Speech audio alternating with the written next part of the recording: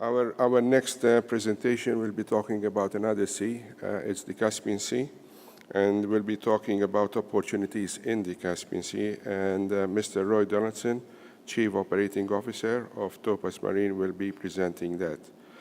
Roy has spent a total of 7 years with the Topaz Group. His association with Topaz began as a general manager of the group's Azerbaijan-based ship-owning business unit, BUE Caspian, based in Baku, Azerbaijan. BUE Caspian has enjoyed a great share of success under his leadership, and prior to joining Topaz, Roy was responsible for operations of a fleet of 45 vessels with Seabulk International, based in Switzerland, and previously managing director of Seabulk offshore Nigeria for a period of 7 years. From 1989 to 1994, Roy worked as a deck officer, a master and superintendent for Oil Limited Aberdeen, and he started his seagoing career in 1969 in addition to a variety of offshore supply vessels. Has also served on board general cargo vessels, tankers, gas carrier, container ships, and bulkers, so quite a lot of experience in the marine field. So with that, I welcome Roy Donaldson for his presentation.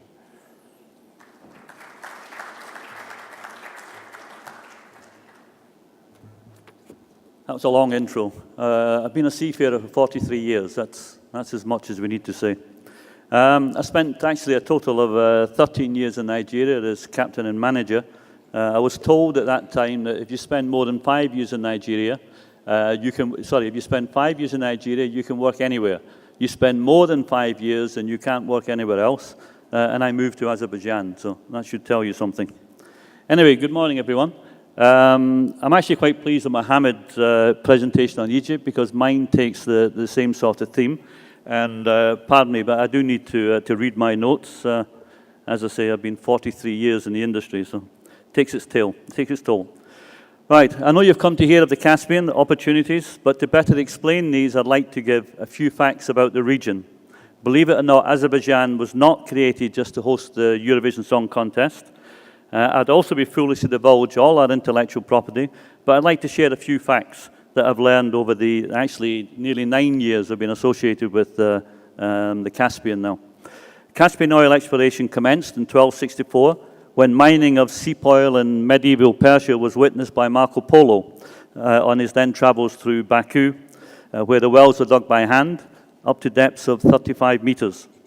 A second interesting fact about the Caspian, and specifically Azerbaijan again, is that the first considered modern oil well was drilled in the Absheron Peninsula, Baku, in 1848. Third, as the Caspian is credited with being the first to carry oil on water tankers, the first to drill for oil at sea, and produced more than 500,000 barrels per day during the 1939-45 war. If anyone's interested, there's actually a book called The Oil and Glory, which is an excellent publication on the Caspian. BP first opened office in Baku back in 1992. 2 years later, the consortium, which was headed by BP, of international oil companies, signed what is now known locally as the contract of the century. In Kazakhstan, Ajip have developed the Kashagan field, which is purported to be the first largest oil field in the world. I'm sure you're all aware that it's been rife with delays through technological safety concerns, particularly in reference to high levels of H2S and sulfur. Finally, through Dragon Oil and specifically Petronas, the Karageli developments, Turkmenistan's oil industry has developed significantly over the past 5 years. With output of over 1.7 million barrels per... I think I should have changed that, actually. How do you want this? This one? Okay, that's it, I'm good now. Sorry about that, okay. With an output of over 1.7 million barrels of oil per day, which by 2016, and subject to Kashagan development, will rise to an estimated 3 million barrels. Offshore Caspian has become one of the world's leading hydrocarbon provinces.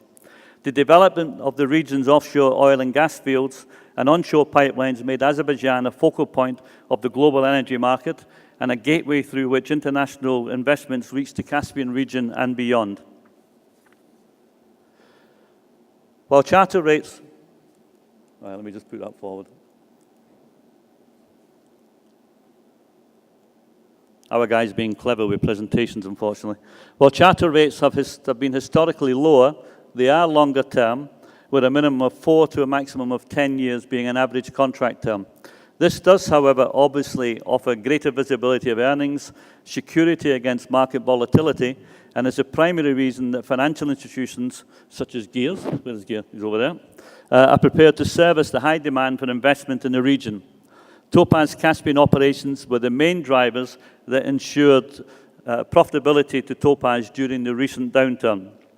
Most of the international accessible markets in the Caspian are operated by IOCs such as BP, Agip, Shell, Total, Petronas, etc. But I have to warn you, it is a tough market and not one that leans to complacency. Sorry, let me do this again. Okay. While with harsh climate changes where temperature varies from minus 40 to plus 40 degrees centigrade, access and departure, and indeed entry is only possible from April to, access and departure is difficult, and indeed entry is only possible from April to end of October. The lower temperature areas, such as Kazakhstan, obviously requires specialized ice class units, whilst the shallower depth of 2.5 meters also requires purpose-built shallow draft vessels.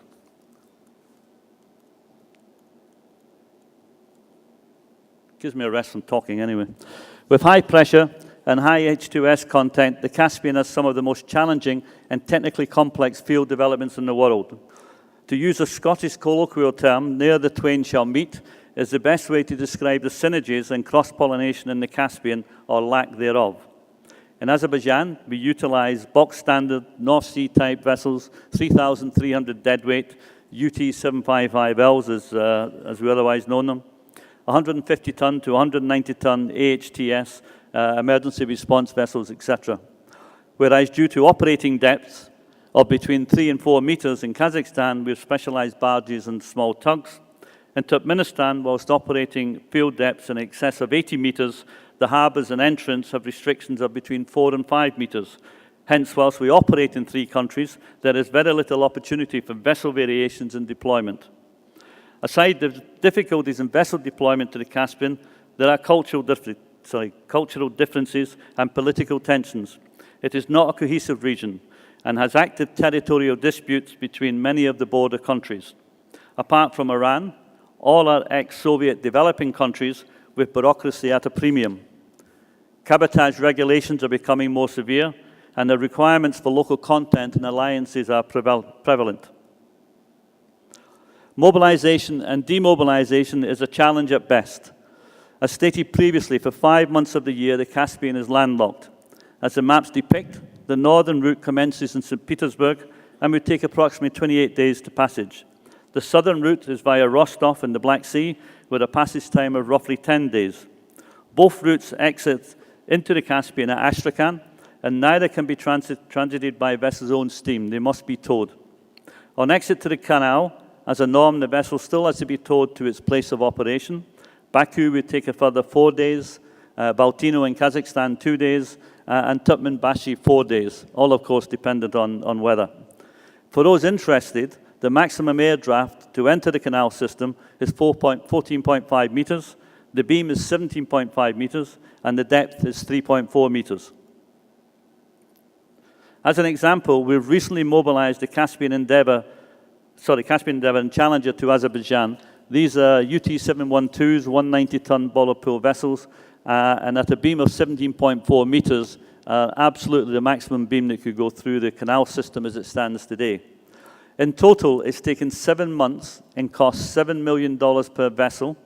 It required the removal and reinstatement of 2 decks and over 800 tons of reserve buoyancy in sponsons to passage the Volga-Don canal system. I'll run that forward. Okay. Cabotage and local content requirements, while it's not law as yet, in littoral CIS states is becoming more prevalent. Whilst Azerbaijan has a proud maritime heritage, the availability of skilled labor is as sparse, if not more so, than in other areas of the marine industry, and this is a major challenge moving forward. If you multiply this by 5, you will then understand the difficulties that we are experiencing in Kazakhstan and Turkmenistan. As with all foreign operators, the goal locally is a knowledge transfer. A large training budget is required, in addition to marine qualifications, training in English language and other basic skills that we take for granted are very often required.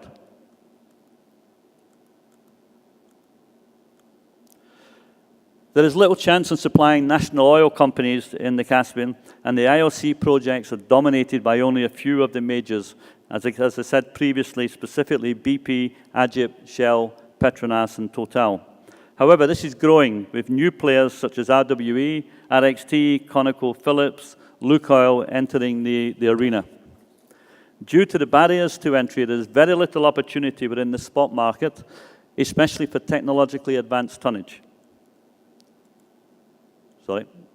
Whilst not a special area, the Caspian has all the restrictions that go with it.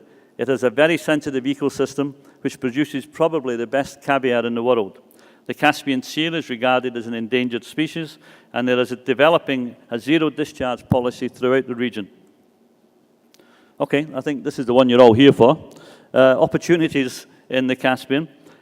Within Azerbaijan alone, in BP, they will conclude the tow-out of jackets this year, pipe lay by February 2012, and topside tow-out of the new Shirak offshore production platform by May 2013. Work has already commenced on Shah Deniz 2, which is estimated to be between an $8 and $12 billion project. In Kazakhstan, Kashagan Phase 2, when it does finally happen, which I believe is estimated now for 2017, will entail an investment of approximately $10 billion. Total and Azerbaijan have recently found substantial gas deposits, and field development is scheduled for commencement in 2013. Saipem have already issued a tender for the Filanovsky development in the Russian sector north of the Caspian, commencing in the spring of 2013. As stated again earlier, RWE, ConocoPhillips, Dragon Oil, Petronas, Shell are all expected to further develop their interests in the Caspian, making total investments of $34 billion over the next 5 years. Thanks for your time.